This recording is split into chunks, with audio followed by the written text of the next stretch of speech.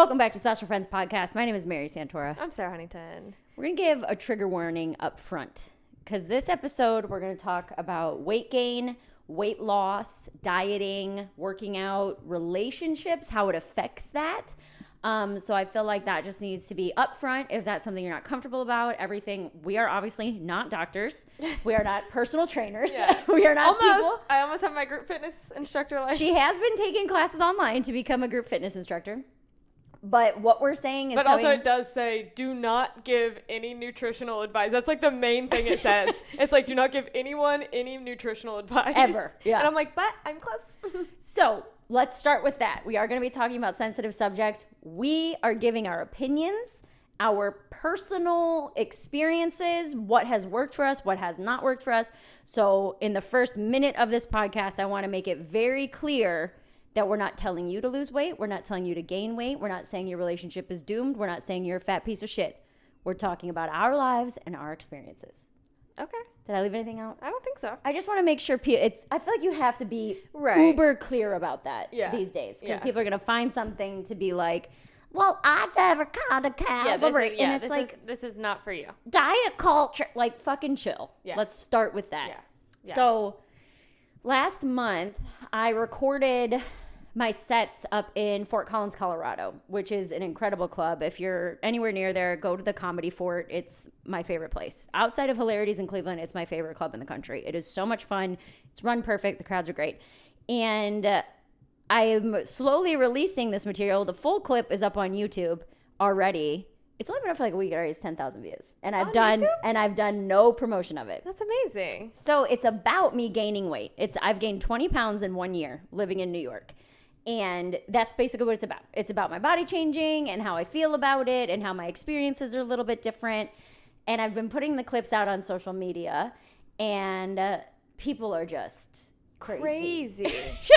just wild I want to reactions. preface this by saying you calling yourself midsize is the exact thing. People on both sides that are mad at you, that's how you know you're saying the right thing, because people are like, you're not midsize, and they're saying it the other way, and then there's people that are like, you're fat, and I'm like, yeah, dude, that's why it's pissing me off, because I'm like, just agree with her. Why do you have to find something to disagree with on this? So the whole point of it is this term midsize, which I feel is relatively new.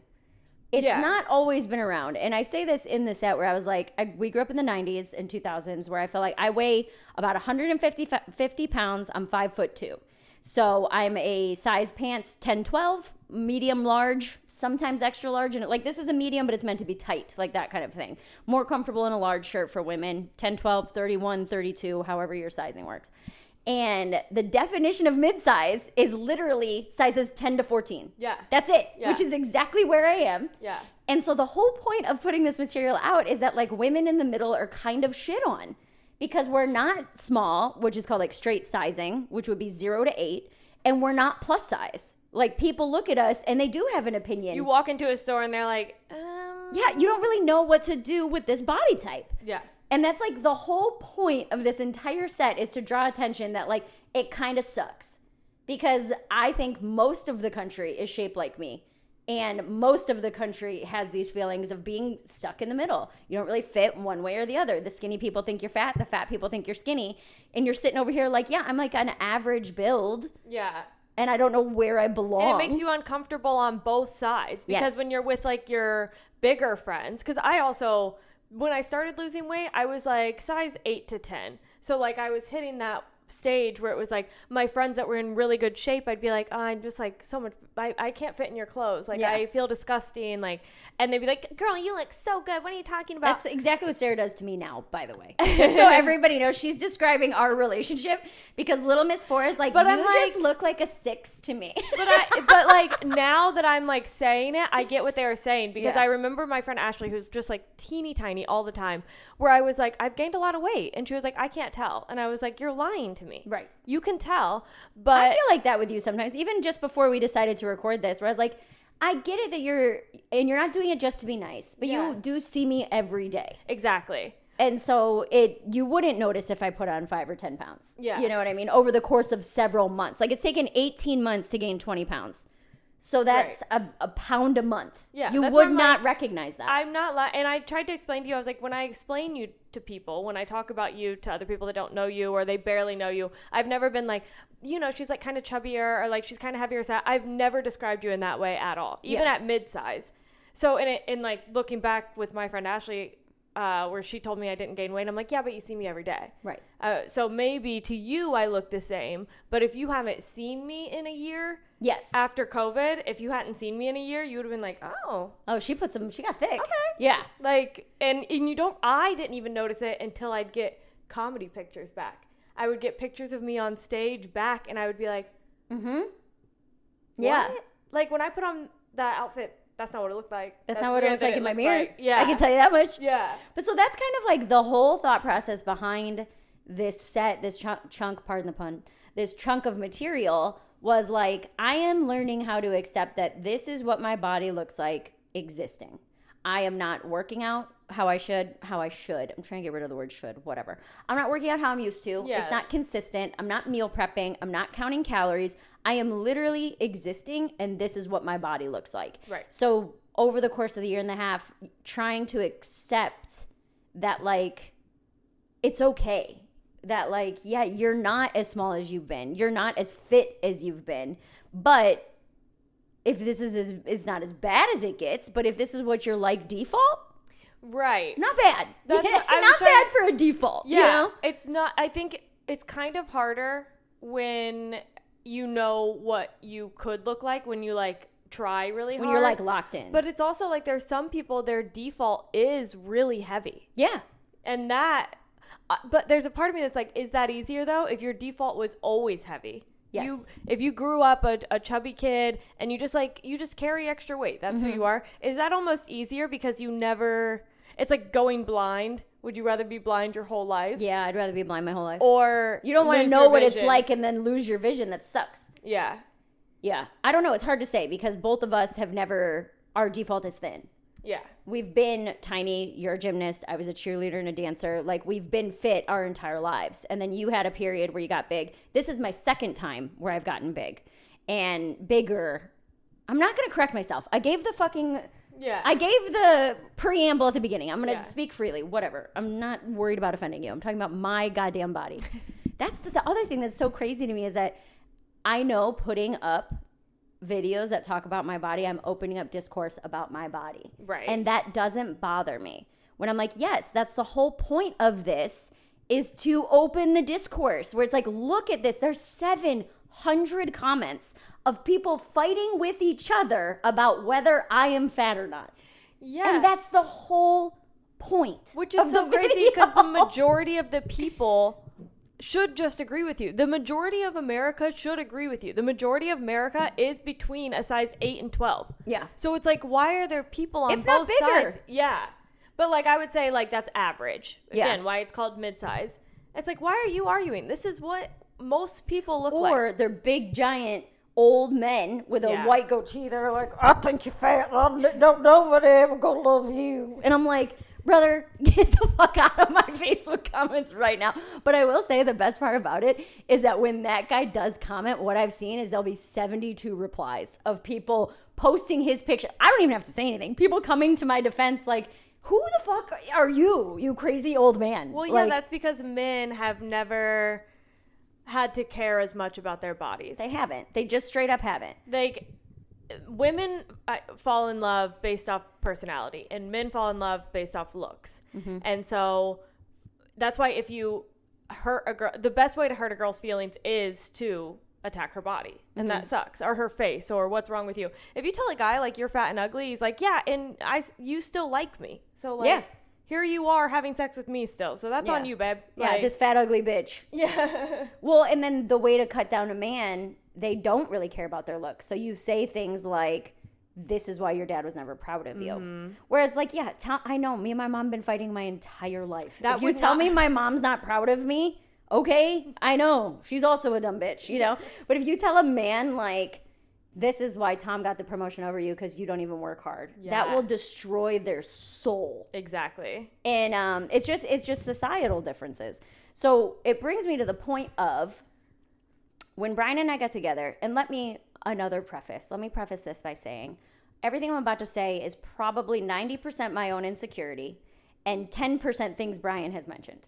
So let's get that out of the way. He is very respectful and very loving and very logical and calm and a very level-headed man. So I don't want this at any point to come off like he's like, you dumb fat bitch, lose weight or I'm kicking you to the curb. Yeah. You know, it's nothing like that. But we were having a conversation on the phone the other day that pissed both of us off, where I was talking about this mid-size material and the reaction it's getting online. And he said in so many words, not a direct quote, like, well, basically don't pigeonhole yourself. Like, don't make your entire identity about being mid-size because then you can't change your body. He's like, well, I guess you could, but you're probably going to get even more backlash if you do this whole thing about being mid-size and then you lose weight. It's like Meghan Trainor where with Lizzo or any of them. When she lost weight, it's like she had to change the lyrics of her song. Yeah, people were because like, she is a size 2. If you haven't seen that, Meghan Trainor's all about that base. She say it's pretty clear I ain't no size 2. And now she says it's pretty clear I got these new boobs because she got breast implants. But then in that same song, she says, I won't be no silicone Barbie doll. Yeah. And then got silicone breast implants.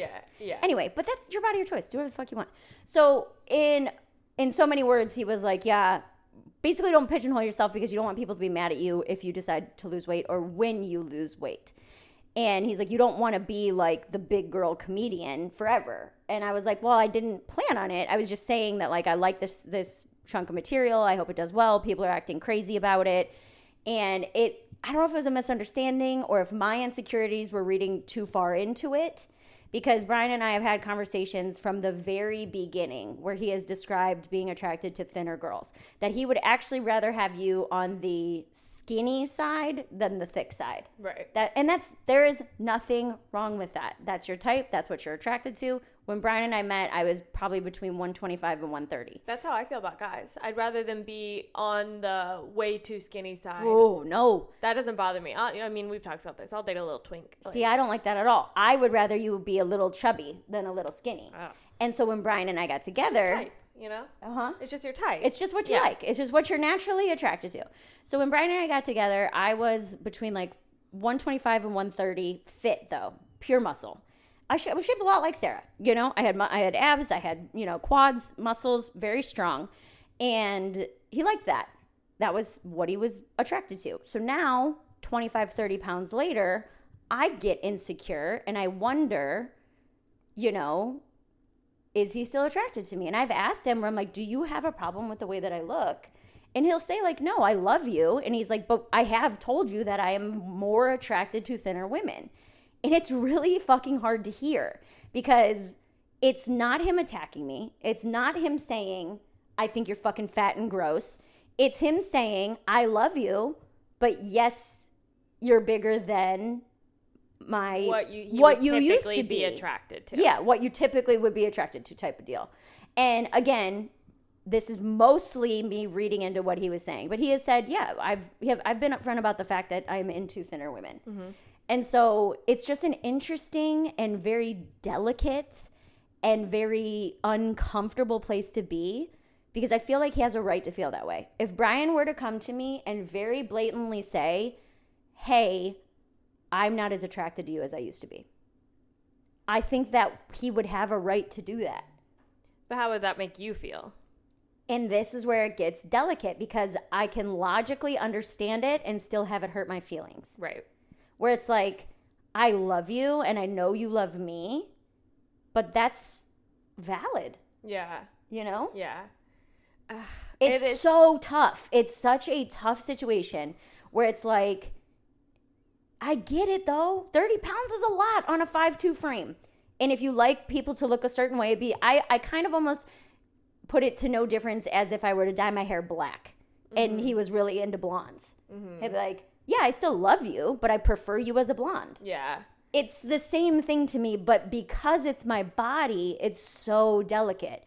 But I don't know why it should feel any different then. I prefer you thinner than thicker. Well, I prefer you blonde than brown. Because dyeing your hair is a quick, easy fix. You can go back blonde in a couple sessions, and it doesn't affect your lifestyle or your mentality. When you're losing weight, especially at first when you're like, okay, I'm dieting, I need to lose weight. It's a complete lifestyle change. And it sucks. That you have to make. And it's not fun. Like, when I like first started losing weight, it was like I was tracking everything and I was paying attention, and but you're not, and if you've never seriously dieted, and there's all this shit around diet culture being harmful, and the thing that I think sucks is that it can be very mentally harmful, but it works. Yeah. When you're tracking every calorie and you're weighing out your chicken portions and your rice portions, there's a reason it fucking works. As much as it sucks, there is like a little feeling of accomplishment I remember having then that I don't have anymore, because now I'm just kind of maintaining, and like I watch what I eat and I try and hit my protein. Eating. Yeah. But I mean, like, I would say I eat still on the healthier side for sure. You do. But I think you're more in that, like, they say the 80-20 rule, or you're more like 70-30. Yeah. Where you're like, you're eating right 70% of the time. It's very clean. And then, you'll have pierogies for dinner one night. Like, but there is a feeling of accomplishment where you're really tracking everything you're eating, and you're like, you see the results. Yes. There is a win from that. And it's like, God, that sucks that's a win in our culture. But it does feel good. It feels good to be fit. And that is another thing I want to say, is that, like, being 30 pounds heavier, I don't feel good. Yeah. I can accept my body and love the way that I look for survival mode, which is what I feel like I've been in for the past 18 months, is like moving here and trying to figure everything out and just feeling kind of fight or flight for 2 years. And to be where I am, but that doesn't mean I'm not out of breath when I walk to the subway. That doesn't mean it doesn't take me 20 minutes to walk a mile. Do you know? And I'm hot and I'm sweaty and I'm chafed and I'm uncomfortable. Or like when you go to a workout class, when you first start going, it's just like, oh my God, like everything is so hard, especially when you know that you can be strong. Yeah. Like when you first start working out, and then you're like, when I was a gymnast, I was doing 10, 15 pull-ups, no problem. And then when I first started working out again for the first time after I gained weight, I was like, I can't hold myself on this bar. Yeah. And it's debilitating when you first start. Yeah. So I get why you wouldn't want to start. And it's also, I think, about accepting where you're at right now. This is where I am. I may not like it, but I have to accept it. You don't have to like it. But you can say, okay, this is where I've gotten. Mm-hmm.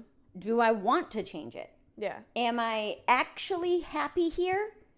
Am I thriving here? Or am I just accepting that this is my life right now? And I think that's where I'm at. That I've accepted that this is my body type for surviving in New York and not relapsing. Yeah. Like, that's a big part of it for me, is that it's been so mentally stressful and draining living here that every day that I don't drink is a win. Right. And it hasn't felt like that in a long time. Yeah. You know? I've still turned to gambling. It's me. It's Sara. Every day that I'm really tough to live with. Every day that I don't fucking relapse, just staring at her on the couch on her phone, where I'm like, I gotta drink. I can't live like this. This is fucking crazy. But I bring the Brian thing up because it's like, at what point do you have that conversation in a relationship? Do you have that conversation in a relationship? Do you bring that up at the beginning? Hey, I'm cool with you gaining or losing a little bit of weight, but if it gets drastic, we need to have a conversation. Yeah, I mean, I follow that Am I the Asshole Reddit page a lot, and a lot of times it is somebody is no longer attracted to their partner because they've gained weight.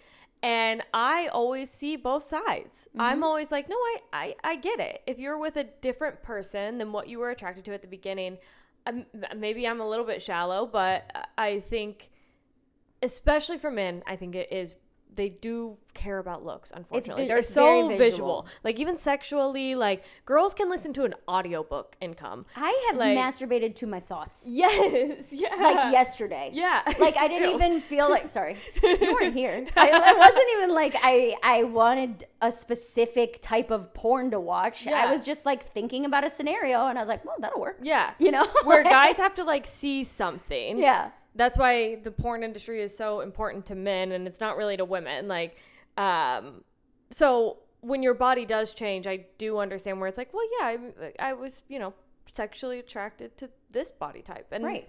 So whenever I see them on there, on the Am I the Asshole, so many people attack the person. But I don't think it's warranted. That's your why. Don't. I don't either, because I think it's hard to say that because you want your default to be fuck you, love them no matter what. And it's like, he's never said to me he didn't love me. Right. And he's also never said I'm not attracted to you anymore. But like that, literally the conversation was like, don't pigeonhole yourself because then what if you want to lose weight? And then I was like, well, what, do you have a problem with the way that I look right now? He's like, no, I would never tell you to lose weight. That's a rude thing to say. So then in my head, I'm like, so you would say it if it wasn't rude. Right. Which again, like I said, 90% my insecurities, 10% Brian probably feeling a certain type of way, never actually saying it out loud and confirming it. Well, I'm trying to think something for the guy version. Well, here's on this flip side. Yeah. When Brian and I first started dating, he was very skinny. I am not very attracted to skinny men. And I've told him to his face, you're not really my type. I like big, meaty guys. And over the last year that I've gained 20 pounds, Brian has also gained 20 pounds, but pretty much of pure muscle.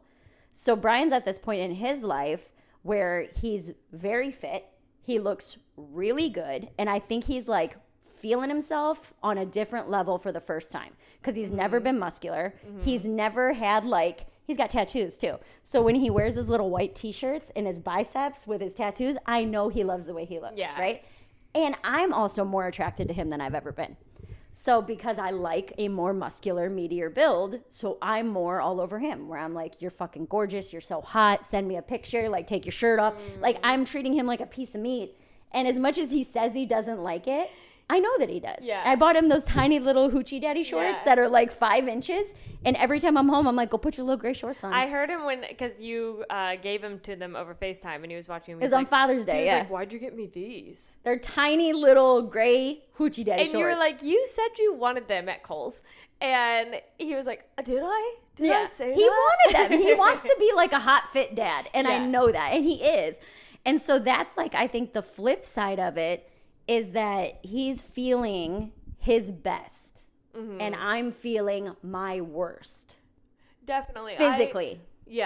I can think of a time when I was in a relationship where I was feeling like I was working really hard to make myself better. And then he was just like, no, I don't want to go. I don't want to do that. And there's an amount of resentment there. Yeah, where I was like... And you don't want to feel that resentment, but you're also like, just fucking come and sit on the massage chair. Yeah. Just go be on the treadmill for 5 minutes. Yeah. I'm working really hard. You should put in some amount of effort to look good, you know? And his was, I don't think yours is as bad. He had really, really bad depression. So it was like just laying in bed all day. And then it made me not want to work as hard. Because I'm like, well, that's almost like you're throwing it at them. Yeah. I'm like, well, I guess I can just lay here with you if you want, I guess. But like before him, when him and I first got together, I was very into working out and my diet and stuff like that. And then at first I held it against him. And then I just kind of like gave into it. Yeah. And maybe that's Brian being like, well, I'm like really happy with what I'm doing right now. I'm like, I'm working all day, coming home, working out, still being a father, doing all of this on my own, and then like your body changed and I'm alone in New York with no job. And I know he is a very hard worker, and again, full speculation, there's not Brian saying this to me, but I'm sure there's probably a part of it that's like, bitch, what the fuck do you do all day? What are you doing? You have all the time in the world to focus on meal prepping, going to the gym, getting your steps in, because I do. There is no excuse other than I've been depressed. Really, that's it. I have been having a hard time mentally living here. Yeah. And every day has felt like survival mode. Like I said, every day that I don't drink is a win. And I don't want to blame it on addiction or anything like that, but it is true. Where it is like, I have no excuse for gaining weight other than I feel sad. Well, it is a mental disorder. And at least you're making the steps to better your mental health. You are going to therapy. You are medicated. Like there comes a point where it's just like, dude, I did all the steps and I still feel fucking sad. So like, just give me a beat for just a minute. Yeah. I'll get back. Don't worry. Yeah. But I was thinking like male equivalent, like if Brian just like stopped taking care of his oral hygiene, like if he just like was like, yeah, I just don't really want to like brush my teeth anymore. Like that's gross. I think that's way worse than I think that's worse because that's your mouth I have to kiss. Yeah. And it's dirty and smelly. That'd be like if I stopped washing myself and still wanted you to go down on me. Yeah. Like that, I think that's different. Yeah, I was trying to think of some equivalent. Maybe not like stopped completely, but if they had like, maybe he got like a dead tooth and was just like, no, I'm going to get it fixed. Yeah. I'm going to get it fixed. Because you can't really help a dead tooth. It's like something with the root. You have to go get a fake tooth. Yeah. Yeah. And he's just like, no, I don't have the money and I just don't really feel like fixing it right now. Like, would that bother you? Or would you be like, no, I fell in love with you for who you are and it doesn't bother me that you have that gray tooth? It would bother me. Yeah. But it's just as delicate. Right. Where it's like, what do you say? Yeah. I don't want to watch you talk anymore. Exactly. Do you know what I mean? Yeah. I do still love you, but you have to get this fixed. Yeah. You know, and the thing that I feel very lucky and grateful for is that Brian is not as blunt as I am. He is not as straightforward, and he is a lot more polite, where he, even if he does feel a certain way, which I'm not saying that he does, even if he does, it would take him, I think, a long time to actually say something. Yeah. You know, and there have been times where, like, I feel insecure about my body, and I know he is working so hard, which makes me feel even more insecure, where I'm like, I'll be laying there during sex and make it weird because I'm like, I'm so in my head where I'm like you're uncomfortable of like your position and stuff. Yeah, like that? if I'm on top and I'm like, I know he's looking straight at my eyes, so I know he's not looking at my belly, but I'm like, I bet he's looking at my belly. I'm like, you're making eye contact. Like, what the fuck are you talking about? Yeah. But I can get in my feel it. Yeah, yes. Like, does it feel different? I don't know. So I guess what I wanted to open up the discussion to, and even you guys listening, send us a message, comment on this on YouTube or wherever you see it or wherever you hear it. Like, at what point do you say something? How do you say it? And is it valid? And I think it is valid. It's just really hard to hear. I think it's okay to say, but there it is. Yeah. Just know you're opening the door for a really tough conversation that could lead to argument. Well, and I think about this too. I love Brian, and I've said 100 times I want to spend my life with him. Your bodies are going to change over a lifetime. Mm-hmm. And that's something I think you might just have to accept about your partner is that their bodies are going to be different at different stages of life. Mm-hmm. When he met me, I was at my fittest. I was at my top of my game, working out twice a day. I was running in the morning or, you know, going on really long walks. And then I was working out with my dad. And then some days I was even lifting. So, I mean, this is also COVID. Yeah. And literally nothing else to do. But I was at my peak and he wasn't at his physical peak. And then now the roles have reversed 5 years later. 5 years from now, we both might be in our best shape of our life or we both might be fat. Right. And I think if you do want to spend 30 years with someone, that's something you just kind of have to accept. I guess that's everything, you know, like sometimes like one of you is pulling more weight financially. Yeah. And sometimes one of you is pulling more weight physically. Or one of you looks better. All right. Like we get it. I get it. Brian looks good and I don't. Brian has big biceps. And does have big biceps. I have a belly now. We fucking get it, Sarah. Yeah. That's funny.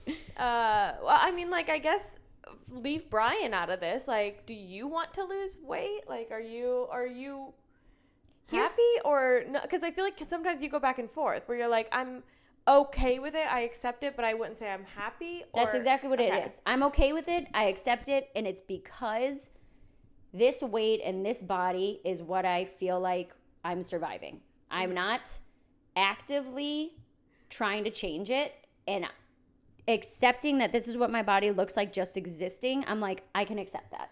That when I'm not putting any effort in, I still look pretty good. And I am a very confident person. So it's like, yes, I know that maybe I'm not at my peak physical fitness right now, but I still know I'm a good person. I still know I look pretty good and I'm very funny. So I've accepted where I'm at. Do I want to be 20 pounds lighter? Also, yes. Yeah. But you know what it is? What it really comes down to is I just don't think I have the mental capacity to do it right now. Would you consider Ozempic? No. No. I don't want to take Ozempic. I have an addiction issue, one. Mm-hmm. So I'm already fucking toeing the line with my Adderall, to be honest with you. I mean, I've gotten to a point with it. When I first started on it, I was like, I love this feeling. I need more. You know, just how it is if you have an addictive personality. Yeah. I mean, you know. Mm-hmm. But now I've gotten to a point with it where I like take it in the morning and it's just part of my day where I feel it's almost like doing a shot of espresso. Yeah. It's like my morning coffee and it's only 5 milligrams. Yeah. So something like Ozempic, I'm afraid I'm going to like it so much that I'll either never come off of it or... I don't think it's addicting like that. I don't even mean addictive like chemically. I mean addictive like I'll like the fact that I'm losing weight. that it'll become like a mental problem. Yeah. I do think it's under the care of a doctor, though. It'd be just like any of your, your Adderall or any of your antidepressants, stuff like that. Like, it's not like you're going and getting street Ozempic. Yeah. Like, you have someone telling you through the whole process and giving you the exact amount that you're supposed to take. I also don't know that I have enough weight to lose to do Ozempic. 30 pounds? That I know girls that have done Ozempic that I can't believe they did Ozempic. Where I'm like, they were like 140 maybe. And I'm like, granted, they look good. Like, there's a few female comics. I know at least like 4 that you'd be very surprised. I'll tell you after the podcast, but that you'd be shocked. Yeah. Which there comes a point where I don't think that I would do Ozempic personally because I like working out more than I like. Liked it. I like working out more than I like being thin. Being thin is a bonus. I know that when I run or when I lift or when I go to a boxing class, like, I mentally feel better. I have horrible ADHD. I'm completely unmedicated for it. I have to do something so strenuously physical once a day, or I can't make a decision for the whole day. My brain is like mush. Yeah. So I wouldn't do Ozempic, but I do think that when you're just having trouble getting that first step of wanting to lose the weight, I don't mind when people do it. I don't mind it either. I just don't know that it's for me. Yeah. Because I've journaled a lot. I've been through a lot of therapy, and I'm very self-aware. And I know when I'm my happiest is when I do have a routine with working out and eating right. And it doesn't have to be calorie counting. It doesn't have to be macros. It doesn't have to be that intense. But when I feel my best is when I do have 3 or 4 days a week in the gym and I'm watching what I eat. And I know that about myself. And it almost feels like, and I think this is probably the clinical term for depression, where it's like, I know that will make me happier. And I know that I will feel better, but I just cannot bring myself to do it. When I lay in bed in the morning and I'm like, it's 8 a.m., I am wide awake, there's no reason for me not to get up and go for a walk. I'm not saying go to a fucking HIIT class, go lift, get up and go for a walk around the block. And I'm like, I would rather lay here. I can't get up and go for a walk because I feel safer, better, comfortable laying down. Yeah. I do think you do have to get in that first habit. Yeah. And the only way to get in the habit is to do it and when you first start seeing results. That first time that you're like, oh my God, like, I feel different. Not necessarily looking at your body, but when you're on a walk and you're not out of breath, or when you're at the gym and you're doing 10 push-ups and you're like, what the hell? Yeah. Like, that's what always motivates me. But I think that's where I'm like, I don't know if Ozempic hurts or helps because obviously having fat off your body will make you be able to work out better. Make you feel better. Like, you'll physically feel better, so you'll be able to go work out. Or is it like you're losing muscle tone, and so working out is actually harder? I don't know that answer. You're supposed to work out while you're on it. Yeah, it's supposed to be an extra, it's just a push. Yeah. Like a little, you'll see results easier. So I like, honestly, the more I learn about Ozempic, the more I'm like, I get why people are doing it. I don't care. If people are on Ozempic, that does not bother me at all. I think I know, for me personally, that I've never enjoyed working out. I can honestly say that. I've never been in the middle of a workout. Like, I love this. This is incredible. I'm so happy I'm doing this. It comes afterward. An hour later when I feel so good, or 3 weeks later when I do feel stronger, I have that breakthrough where I'm like, oh, I can jump from the 10-pound to the 15-pound weights. Mm-hmm. Those accomplishments, that feeling of pushing yourself, that feeling of proving to yourself that you can do hard things, where I'm like, yes, my body can be pushed to the max and I can make it through this. Yeah. It makes you feel stronger both mentally and emotionally, which is what I like. It just feels like I'm at like there's a wall there. Mm-hmm. And maybe that wall is depression. That wall is definitely depression. Yeah. I don't know why I'm saying maybe, but like that wall is depression and I keep like running into it. And even if I get like around it for a second, somehow I come right back around, you know? So yeah, I do want to lose weight and I do want to be healthier and I do want to feel better. Yeah. Well, I mean, what do you think would kickstart that for you? Would it be not being in New York? Probably. I mean, I think about that.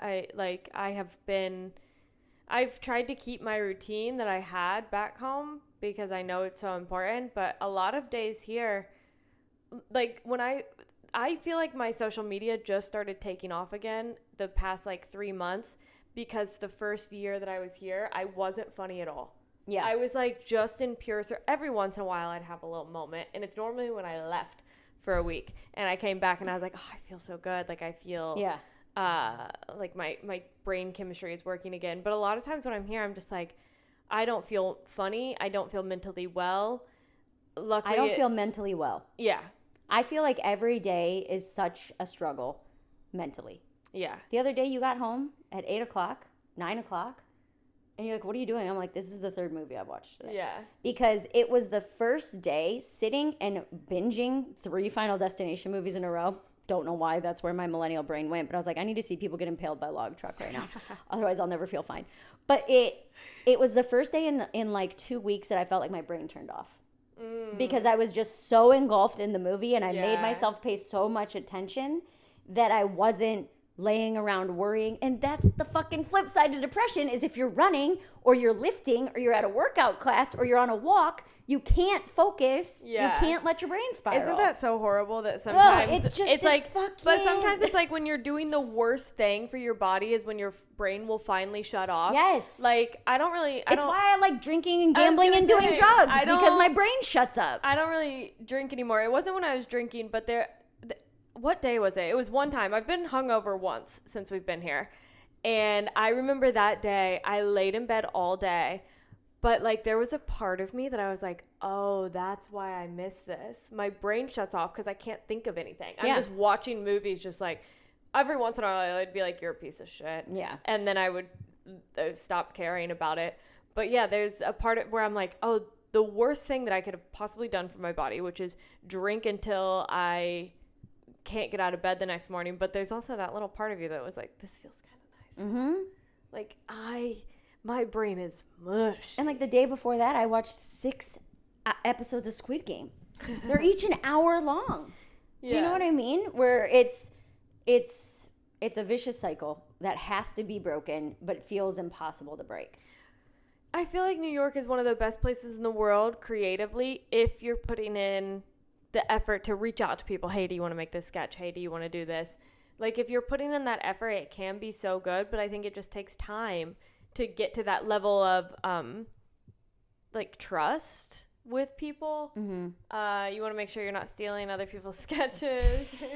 Okay. Subtweet. Yikes. Anyway. But, no, I get it. Yeah, there's, like, a level of trust that you have to reach here before you really start moving along. And so right now we're still in that like 1 year mark where it's like, oh, I've got like all these creative ideas and I came here with all these thoughts that I thought I was going to do here, but it's much harder than you were expecting. 1, just to get everybody on the same page. 2, it's much bigger than you think. Like you have some people live on the Upper East Side, some people live in Queens, some people live Lower East Side. And it's like, okay, are we all going to meet up and do this one idea that I have? Yeah. And then you're like, well, maybe I don't even fucking need to be here, dude. Maybe it's not even that good. Yeah. I guess my thing when it comes to like the weight loss and everything too is just it's like it is kind of like comedy where you just have to do it. Yeah. You can think about it, you can plan it out, you can do this all day long for a month straight and try to get it perfect, but until you just do it, nothing's gonna change. That's very true. And I know that. When people are like, how do I start comedy? You just have to do it. That's literally it. And it sucks because I know I'm not at my physical best, which feels shitty. When it's like, I know I could be better, and I'm not right now. And I also don't want to use sobriety as a crutch, but there's been so many times where how many times have I come to you crying and I'm like, I want to drink so fucking bad today. Yeah. And I know going to the gym would probably help me feel better, but it's like, it sounds whatever. There's some days where I'm like, I feel like if I leave the house, I'm going to go to a bar. Yeah. Like, there's days I don't even trust myself to walk outside because I'm like, I am feeling so sad and so hurt and so confused or whatever the fucking depression is doing to me that day that I'm scared. That I'm like, I don't want to lay in bed all day. But if I get up and I leave, I do not trust myself not to walk into a bar and order a shot. Yeah. And that sucks. And that sucks to use it as an excuse to be like, the only place I feel safe from my own addiction is in this house, you know? But at the same time, that's the truth, is that sometimes it's like, yeah, I you also can't have to, leave. like, remember, this isn't me trying to be, like, motivational speaker to you, because I, like, understand where you're coming from, but you never have. I also haven't left. But, like, when you do leave, you don't. Like, it's but not I don't leave. Last time I left the house, I ended up at a bar. It's like, no, you haven't, though. But my point is that, like, I haven't really been leaving the house if I don't have a show. Yeah. Like, if I know I have somewhere to go and I have to be there at 9, I'll leave at 8:15, so I don't have time to go anywhere else. Yeah. You know? Why don't you just get yourself a little, like, shit job like I do?